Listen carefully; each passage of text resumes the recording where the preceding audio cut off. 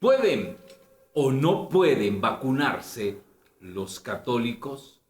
Esta es una pregunta que vamos a contestar el día de hoy. Sé que hay mucha información al respecto. Usted puede entrar en las distintas páginas de internet y puede buscar información al respecto. Pero quiero también dar mi aporte sobre el pensamiento moral cristiano que respalda el hecho de vacunarse o no vacunarse. Hoy en día hay una serie de información que provienen de tres fuentes y nos tiene muchas veces confundidos a la hora de tomar una decisión sobre vacunarnos o no vacunarnos. La primera de ellas proviene del sector conservador de la iglesia. Aquellos que o es sí o es no. Y cuando es no. Bueno, ya vamos a hablar acerca de eso. El segundo sector que también ha dado su aporte es el sector liberal. Aquellos que dicen, lo importante es el fin, y eso es lo que justifica los medios. También vamos a dar una plática acerca de esto. Y por el otro lado existe el sector conspirativo, el que a veces toma la palabra de Dios o las circunstancias que se están dando y movimientos a nivel mundial y empieza a generar teorías sobre esos hechos, tratando de persuadir a la población sobre cosas que posiblemente están por ocurrir. Ese es el tema que vamos a tocar el día de hoy.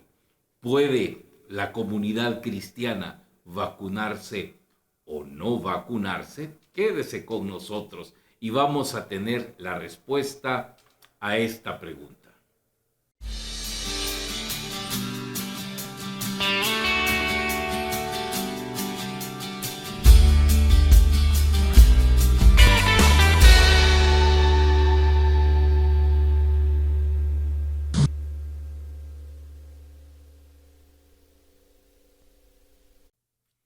¿Qué tal, mis ciberamigos y hermanos en la fe? Soy Jimmy Carranza. Bienvenidos a este programa. Le invito a que se una a todas nuestras redes sociales, nos regale un buen like para poder posicionarnos y llegar a más personas. Usted también puede compartir este material en sus propias redes sociales. Como le decía, vamos a hablar el día de hoy acerca de ¿puede o no puede la comunidad cristiana católica, la comunidad cristiana en general, vacunarse o no vacunarse? Bueno, primero partamos de un hecho. Estamos en situación de emergencia mundial, ¿sí? No es solamente una enfermedad pasajera localizada en cierta región de cierto país. No, es una enfermedad que se ha extendido a todo el globo terráqueo y está produciendo vertiginosamente altos niveles de mortandad en todo el mundo. Y no solo eso, sino que ya está llegando a edades peligrosas. Es decir, está tocando a los jóvenes y a los niños. En principio, parecía que esta enfermedad solo tocaba a la gente inmunológicamente depresiva o que ya pues estábamos más vencidos, los enfermos, los ancianos, la gente obesa, la gente mayor.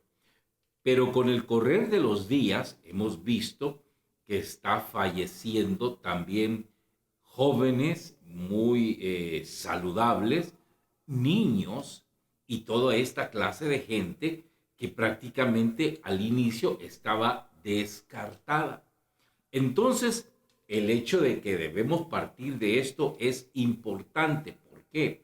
Porque esto nos da pie para considerar los razonamientos que vamos a hacer el día de hoy. Estos razonamientos consisten en analizar los pros y los contras de la posibilidad de vacunarnos o no, ya que hay mucha gente que hoy en día ha optado por no hacerlo.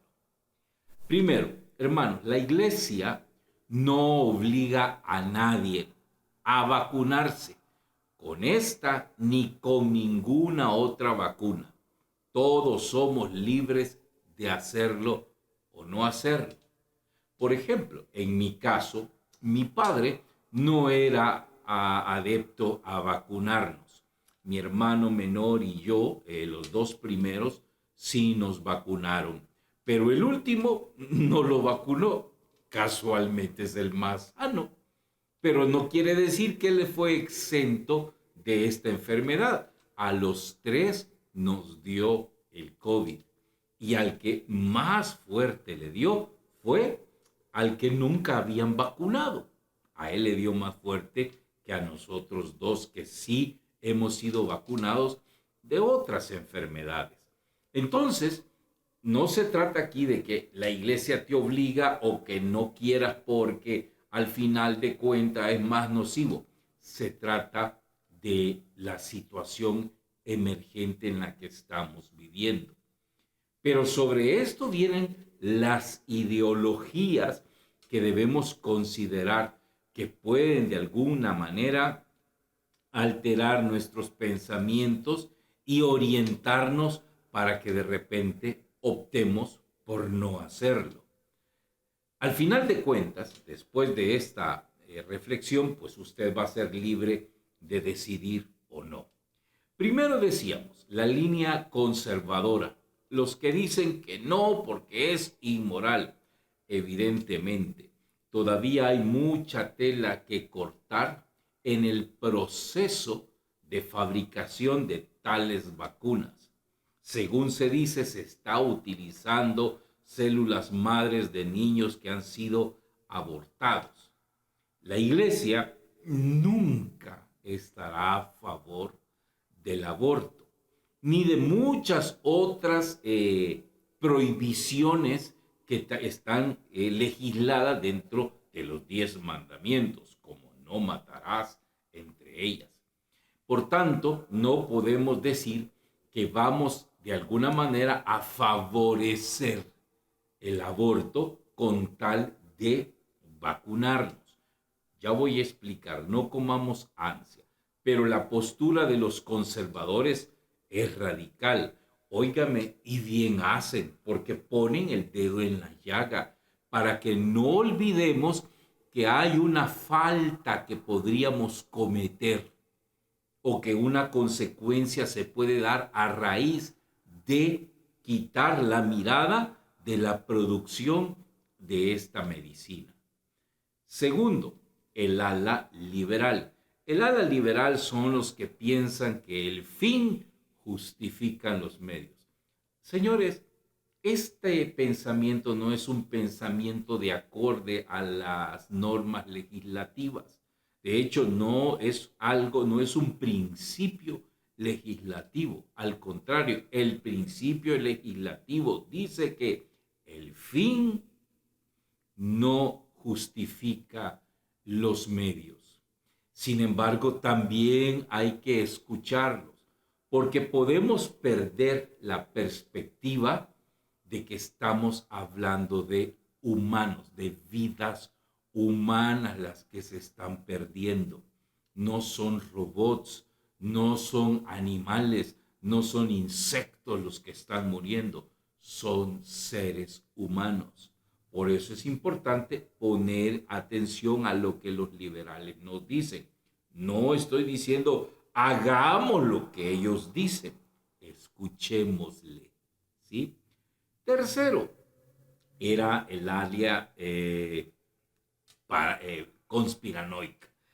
Mucha gente, yo vengo, hermano, de iglesias evangélicas, y en las iglesias evangélicas las teorías conspirativas están a la orden del día. Por ejemplo, que el Papa es la bestia y que el Papa es el que tiene el poder sobre el mundo entero. Hombre, usted ¿Cómo va a creer que el Papa es el que tiene el poder sobre el mundo entero? Si bien sabemos quiénes y qué países son los que tienen el verdadero poder hegemónico sobre el mundo. Otros dicen, es que existe un nuevo orden que se está estableciendo que quiere tenernos dominados y oprimidos. Hermanos, no existe tal nuevo orden. Y si ese orden existe, ya tiene ratos de estar establecido. Porque no somos nosotros los que dominamos el mundo, es otros los que dominan el mundo. De hecho, se habla de los 7 poderes. ¿Eh? Uno de ellos, por ejemplo, el cuarto poder, es el de la prensa. Nosotros pensamos según la prensa nos dice, porque es el único medio informativo que tenemos. Si la prensa dice que allá es rojo, pues todos creemos que es rojo. No nos queda de otra. Y así hay una serie de poderes que nos gobiernan la mente, que dirigen nuestros pensamientos, que nos apartan de la verdad. Y por eso hay que tener cuidado con las teorías conspirativas, que lamentablemente le decía yo, que vengo de iglesias evangélicas, creí que en la iglesia católica no existía eso, pero también hay sectores, no digo que la iglesia, hay sectores en la iglesia de predicadores, de personas muy católicas que creen en teorías conspirativas. Y es triste que a la fecha, siglo XXI, pensemos en esas cosas. ¿Qué es lo que en qué debemos basar nuestros criterios? Bueno, hermanos, cuando yo me convertí a la Iglesia Católica, tomé la opción de apegarme prácticamente a lo que dice la doctrina. Y la doctrina no solo es lo que nos enseñan en el catecismo de primera comunión. La catequesis de la iglesia es vasta y enorme y debemos conocerla. El catecismo, que es un libro de este grueso, ahora yo lo tengo digital, no lo tengo en libro, pero es un libro grueso que está dividido en 4 partes. Se llama Nuevo Catecismo de la Iglesia Católica, que no es todo el catecismo, es un resumen de las verdades principales de nuestra fe. Entre ellas encontramos verdades acerca de lo que creemos, de lo que celebramos, de lo que vivimos y de lo que oramos. 4 partes que nos enseña el catecismo. La tercera parte, sobre aquello en lo que vivimos o cómo debemos vivir la fe, es la parte dedicada a los 10 mandamientos o la moral misma. ¿Qué es la moral? La moral es aquella que nos enseña los modos de interacción humana al estilo de Jesús. O como decía un sacerdote un día de estos en la misa, Jesúsamente, ¿sí? Actuar Jesúsamente, como Jesús actuaba. Eso es lo que nos enseña. Y debemos de tener criterios bien marcados. Sobre todo, cómo establecer la moralidad o inmoralidad de los actos humanos. Nos dice el catecismo que hay 3 elementos que determinan la moralidad de un acto humano: el objeto, el fin y las circunstancias. Objeto, fin, circunstancia. La conjugación de estos 3 elementos determinan la moralidad o inmoralidad de un acto. Llanamente, se lo explico de manera resumida. Para que un acto sea moralmente bueno, los 3 elementos deben ser buenos. Si uno de ellos es malo, todo el acto humano es malo. Si uno de estos 3 elementos, se lo repito, objeto, es decir, el acto en sí; fin, el para qué; circunstancia, las cosas que rodean al acto. Esto determina si un acto es o no es malo. Yo le ponía el ejemplo a unos jóvenes un día y les preguntaba, a ver jóvenes, ¿es malo jugar fútbol? Y claro, inmediatamente a coros todos me decían, no hermano, ¿cómo va a creer que es malo? No es malo jugar fútbol. En vez de atender a tu mamá que está grave y llevarla al hospital, no, pues ahí ya cambia la cosa. ¿Verdad que sí? Cambia la cosa. Es malo que una pareja de esposos casados por la iglesia, sí, establecido un matrimonio bien habido, tengan relaciones íntimas. ¿Es malo? No, ¿cómo va a ser malo si están casados? En medio de un parque público a plena mediodía, cuando está la mayor concentración de gente. No, no, no, ahí ya cambia. Quiere decir que un acto bueno puede, por las circunstancias, volverse un acto malo. Pero al revés, un acto que puede ser malo podría catalogarse como bueno dependiendo las circunstancias. A esto quiero llegar y quiero que me preste mucha atención, que esto es delicado. En términos jurídicos y de conciencia moral existe el principio del doble efecto. El principio del doble efecto se establece cuando permitimos un mal no querido, cuando buscamos un bien proporcional o mayor al mal permitido. Por ejemplo, matar en defensa propia. La ley dice, no matarás, así de simple. Pero si la víctima, por defenderse a sí mismo o a su familia, en una querella, en un pleito, en un forcejeo, está con el asesino y termina matando el asesino, su acto no es un acto moral, es un acto de amor. Porque su fin no era matar al asesino, se permitió algo malo. Pero lo que se buscaba no era eso, era salvar a su familia.